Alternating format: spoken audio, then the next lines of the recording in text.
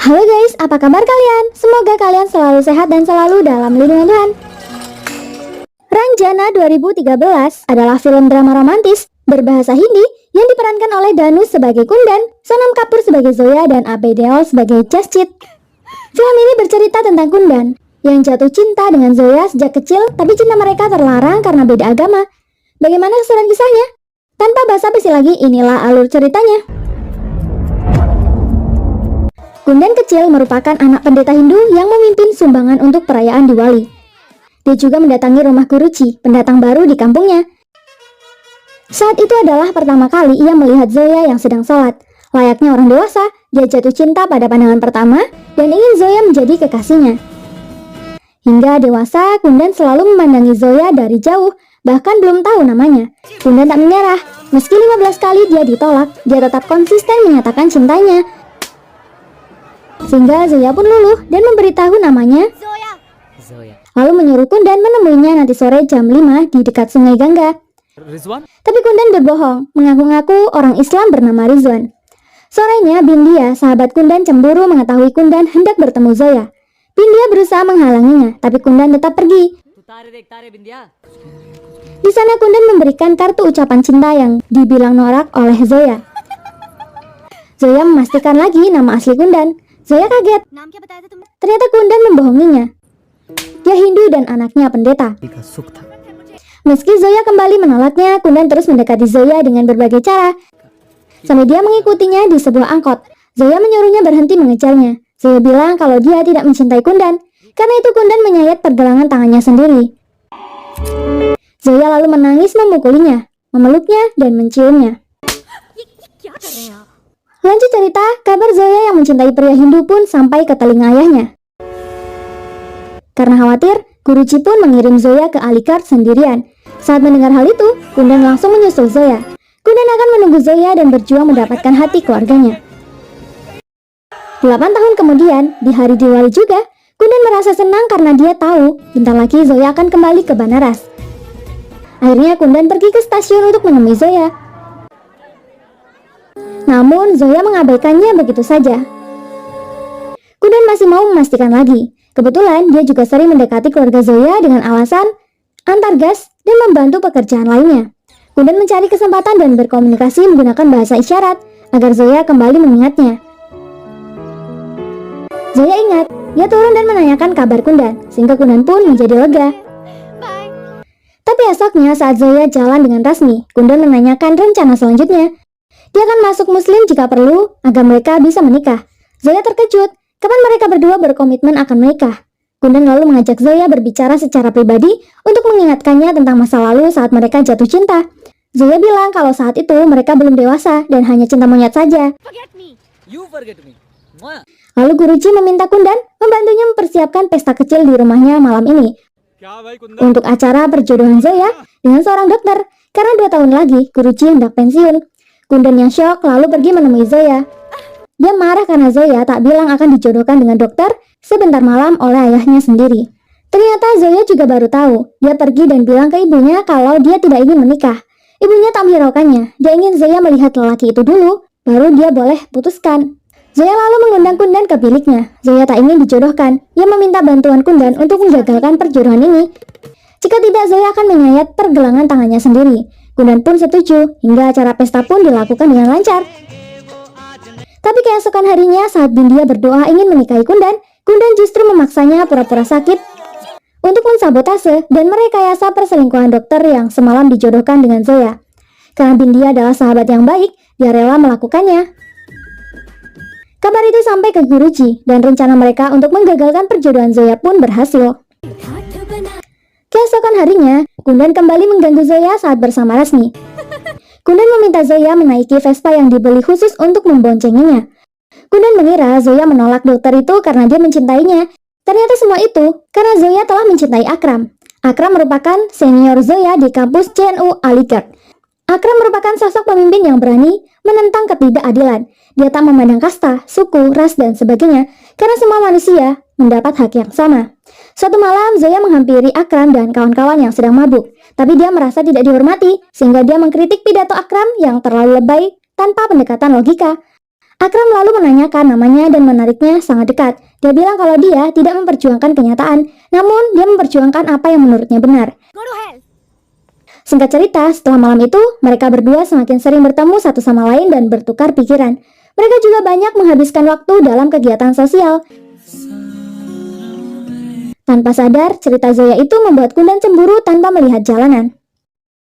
Lalu Kundan pergi ikut penyembahan, sedangkan Zoya pulang sendiri dengan basah kuyup. Di rumah lagi-lagi orang tua Zoya menuntutnya untuk segera menikah. Zoya semakin marah dan berontak. Dia hanya ingin menikahi pria yang dia mau, dan sekarang dia sudah menemukannya. Di sisi lain, Kundan terlihat putus asa. Paginya Murari menemukan Kundan yang telah menyayat tangannya sendiri dan langsung dilarikan ke rumah sakit. Setelah sadar, Rasmi mendatangi Kundan karena Zoya ingin bicara penting dengannya. Zoya kesal saat tahu Kundan menyayat pergelangan tangannya lagi. Akhirnya Zoya menjelaskan kepada Kundan kalau yang terjadi dulu adalah sebuah kesalahan dan faktanya mereka tidak akan bisa bersama. Walaupun Kundan sudah banyak berbakti kepada orang tua Zoya, bukan berarti dia harus menikah dengan Zoya. Zoya menganggap Kundan sebagai sahabat, tapi ternyata Kundan adalah musuh terbesarnya. Kundan sadar yang dilakukannya adalah salah. Dia terlalu egois dengan perasaannya dan menyuruh Zoya tak memikirkannya lagi. Malamnya, Kundan menghadapi Guruji dan jujur kepadanya kalau dia adalah orang Hindu yang Zoya cintai 8 tahun yang lalu. Guruji pun marah. Kundan terus mendekati Guruji sampai akhirnya Kundan berhasil menyampaikan kepada Guruji. Dulu Kundan mengajak Zoya kawin lari, tapi Zoya tak mau karena dia menghormati ayahnya. Namun sekarang, ada seorang pria muslim berpendidikan dari keluarga baik-baik yang sangat Zoya cintai. Mereka membutuhkan restu Guruji. Jika tidak, ia tak bisa memastikan Zoya takkan kawin lari. Esoknya, Zoya datang menemui Kundan dan memeluknya untuk berterima kasih karena sudah membantu membuat ayahnya mengerti tentang pria yang dia cintai. Di pelukannya itu, Kundan bilang, "Aku akan tetap mencintaimu sampai kapanpun. Aku juga akan menikah saat kau menikah dan melakukan apapun yang aku bisa. Jika tak bisa, lebih baik aku mati tanpa menyebut namamu."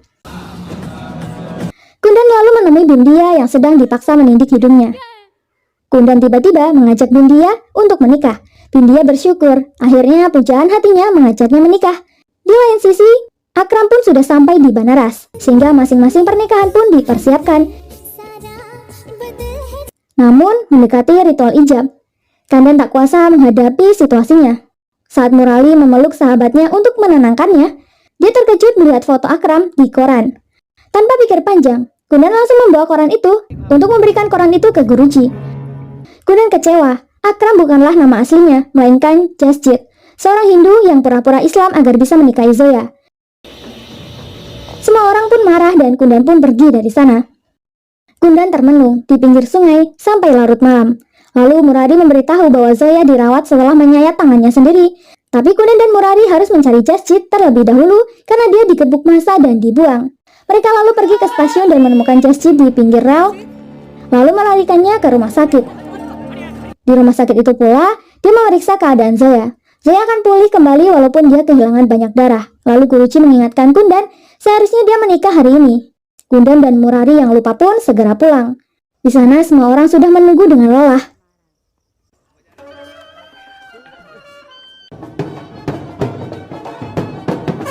Ibunya menangis di dalam. Lalu ayah memukulnya dan mengusirnya.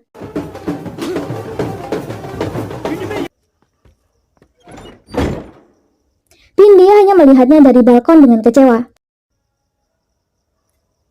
Kundan lalu menjenguk Jasjit sampai dia sadar.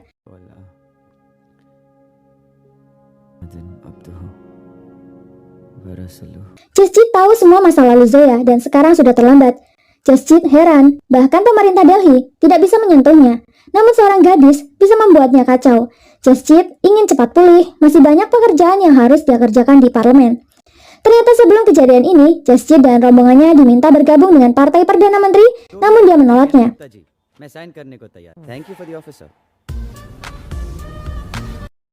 Jasjit membuat partai sendiri yang bernama AICP alias All Indian Citizen Party, yang mana Zoya juga ikut di dalamnya.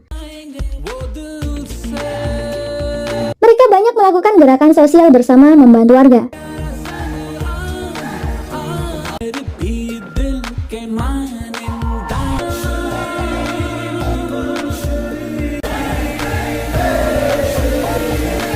Suatu hari, Jasjit ingin menikahi Zoya. Hidup Zoya akan berubah setelah dirinya terpilih sebagai Perdana Menteri yang baru. Namun dia harus pergi dulu karena polisi menangkapnya bersama dengan beberapa member partainya.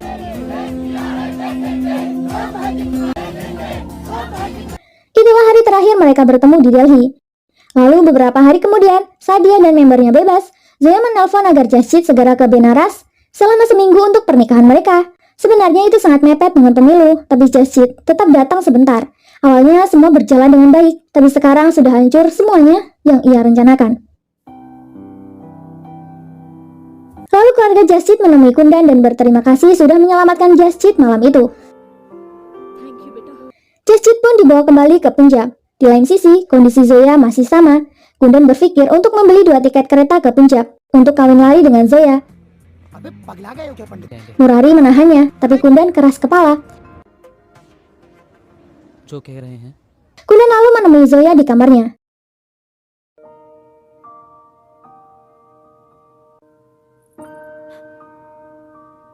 Dia memberitahu keadaan Jasjit dan mengakui kesalahannya. Namun dia berjanji akan membawa Zoya kepada Jasjit. Zoya lalu meludahinya. Tapi Kundan melakban mulut Zoya. Malamnya mereka pun berangkat. Singkat cerita, akhirnya mereka sampai di rumah Jasjit. Kundan syok melihat Jasjit ternyata sudah meninggal di rumahnya. Kundan berlari sampai muntah. Dia pergi meninggalkan Zoya begitu saja dan menangis menyesali perbuatannya. Setelah tahu kematian Jasjit, Zoya pun juga pergi dengan tatapan kosong, sedangkan Kundan masih tetap di sana. Dia tak tahu mau ngapain, tapi Rasmi membantunya dan memberinya uang untuk pulang. Maka pergilah Kundan tanpa tahu arah. Sampai di pinggir pantai. Kundan lalu menelpon Murari dan menanyakan tentang keberadaan Zoya. Tapi Zoya pun tidak ada di Benaras ternyata. Kundan lalu mencari Zoya dan menemukannya saat sedang melakukan drama aspirasi di jalan. Mata mereka bertemu. Namun terlihat kebencian Zoya yang langsung pergi ke gedung partainya. Kundan mengikuti di belakang mobil. Sampai di sana, Kundan berusaha memanjat lewat pipa untuk bertemu dengan Zoya, namun beberapa anggota partai memergokinya. Kundan bilang saja kalau dia adalah seorang pencuri. Setelah itu mereka berdiskusi tentang apa yang harus mereka lakukan kepada Kundan. Mereka tidak mau melaporkannya ke polisi, jadi mereka hanya menginterogasi Kundan saja. Kundan lalu meminta makanan dan minuman karena dia sangat lapar. Selama mereka berdiskusi tentang alasan Kundan menjadi pencuri, Kundan malah tertidur begitu saja. Paginya, Kundan dibangunkan dan mereka sudah menarik kesimpulan kalau Kundan menjadi pencuri karena dia miskin dan tidak memiliki pekerjaan. Jadi mereka memberikan pekerjaan untuk Kundan, membuat chai tea dan membagikannya kepada para anggota partai. Rasmi lalu datang ke gedung partai dan bertemu dengan Kundan. Dia menanyakan mengapa Kundan belum pulang. Kundan pun tidak tahu, tapi dia meminta Rasmi untuk membiarkannya saja. Rasmi lalu mengkoordinasi para anggota partai, walaupun Jasjit sudah tidak ada, namun partai harus tetap berjalan, apalagi sebentar lagi pemilu juga akan datang. Rasmi menunjuk Zoya sebagai pemimpin baru dan itu disetujui oleh anggota partai. Besok mereka akan bertemu lagi untuk memperjuangkan hak 4.000 petani yang akan kehilangan tanahnya untuk dibangun pabrik. Sedangkan Kundan terus melakukan pekerjaannya. Dia pun menjadi semakin akrab dengan Anan, salah satu orang penting dalam partai, juga dekat dengan anggota-anggota yang lainnya. Walau begitu, Zoya tetap saja mengabaikannya. Kundan meminta untuk ikut dengan mereka saat mereka ingin pergi melakukan gerakan-gerakan sosial. Dia ingin membantu, Anan pun mengizinkannya untuk ikut. Singkat cerita, mereka pun sampai di tempat para petani yang mempertahankan tanah mereka. Tapi ternyata para petani ini malah menangkap seorang tentara PSE untuk dijadikan sandera. Zoya bilang, tindakan petani sangat gegabah. Mereka malah memberikan pemerintah alasan untuk menembak mereka dan masyarakat akan menyalahkan petani. Zoya lalu berbicara kepada SP dan melarangnya untuk melakukan ini. Namun SP tidak toleran dan terjadilah keributan. Di tengah keributan itu, Kundan berhasil berbicara kepada SP untuk memberinya kesempatan bicara membujuk petani. Dan SP pun setuju dan mengizinkannya.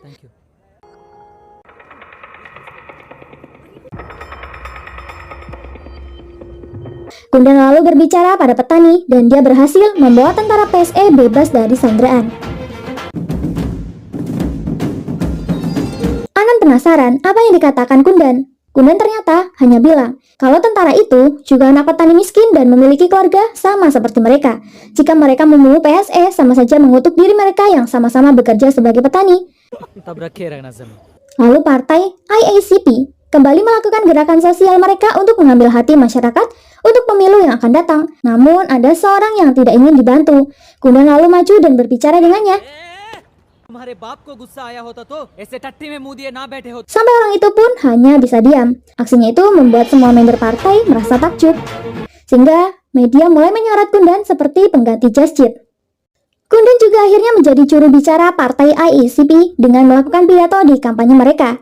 Dia melakukan hal itu bukan untuk menarik perhatian Zoya, melainkan untuk meneruskan perjuangan Jasjit. Hingga berita tentang kampanye Kundan di partai IACP sudah sampai ke telinga menteri.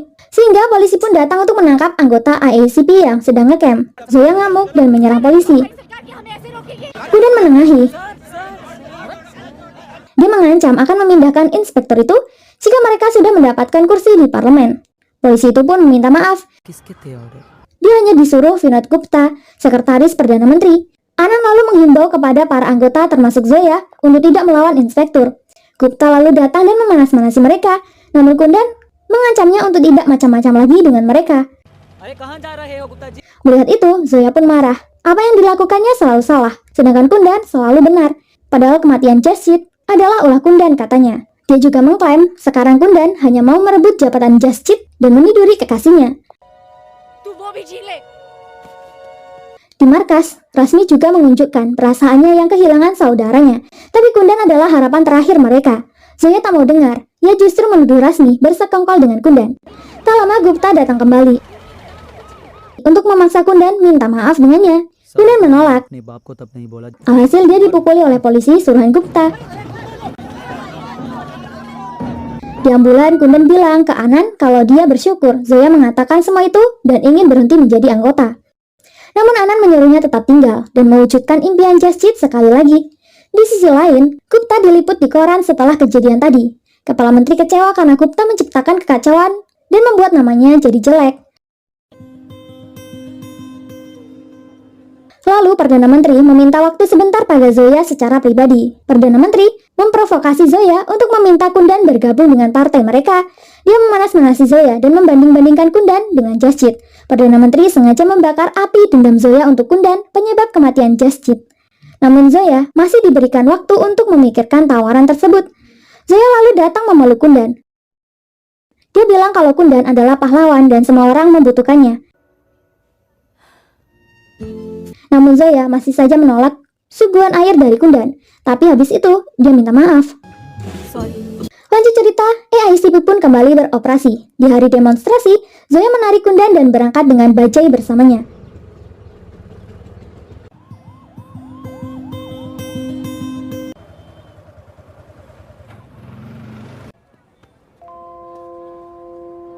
Zoya memakaikan pakaian Jasjit kepada Kundan untuk berpidato dengan wajah sedih. Zoya akhirnya mengakui kalau dia kini sudah mencintai Kundan lagi. Tapi Kundan bilang, Zoya sudah melakukan segalanya dengan baik, sehingga Zoya sudah tidak perlu mencintainya lagi. Kundan tidak tahu kemana Zoya menyuruhnya pergi, namun dia akan pergi kemanapun Zoya suruh. Kundan janji akan memenangkan suara untuk mewujudkan impian Jasjit. Kundan lalu pergi ke atas panggung.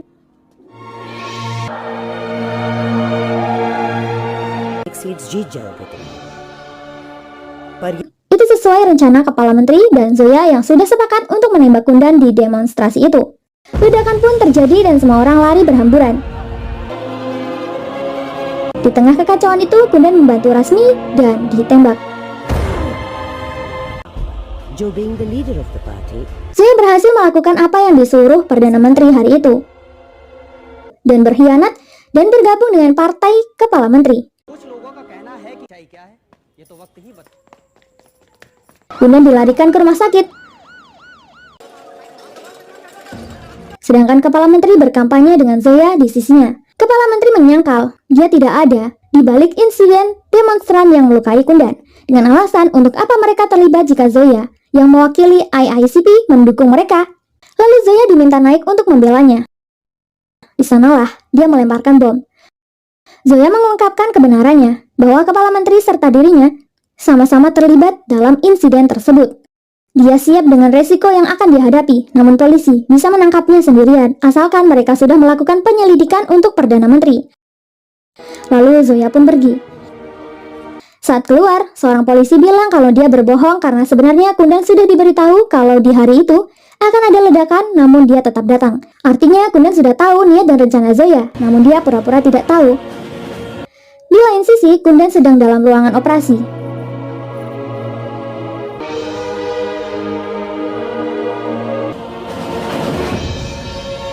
Murari mengamuk karena kejadian ini. Sedangkan Zoya pun datang untuk menjenguknya. Di sana, Bindia sangat kecewa dengan kelakuan Zoya. Sedangkan di dalam, Kundan terbaring setengah sadar. Dia mengingat semua orang yang ada di hidupnya yang ia cintai. Namun dia tidak mau bertahan untuk menderita karena cinta lagi. Bisa saja Kundan bangun untuk Zoya, namun dia tidak mau lagi. Kundan hanya ingin menutup matanya dan tidur nyenyak. Dia ingin mereinkarnasi dirinya untuk mencintai Zoya lain di kehidupan selanjutnya. Sehingga film pun berakhir dengan kematian Kundan. Terima kasih buat kalian yang sudah support channel ini. Jangan lupa tinggalkan like dan saran kalian di kolom komentar. Sampai jumpa di alur cerita berikutnya. Terima kasih.